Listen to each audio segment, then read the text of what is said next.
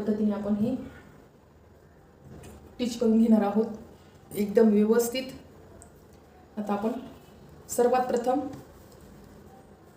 पाहू शकता हा भाग मी खाली ठेवलेला आहे, त्याच्यावर मी हा भाग ठेवलेला आहे व्यवस्थित. आणि त्याचप्रमाणे आता हा भाग ठेवायचा आहे खाली. हे हा खाली ठेवलेला आहे, हा वर ठेवलेला आहे. आणि आपली जी शिलाई आहे ती आतमधून जाणार आहे. तर आपण पाहूया. तर पाहू शकता हे आपण वर ठेवलंय, हे आपण खाली ठेवलंय.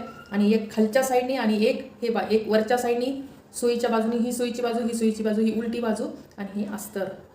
या पद्धतीने बऱ्याच जणांकडं म्हणजे ओव्हरलॉकची मशीन नसते, ब्लाऊज असं कडक ब्लाऊज आलेलं असतं. तर आपण हे असं हे आता करून घेणार आहोत. हे उलट हे पाहू शकता. वा, झालेलं आहे आपलं हे टिच.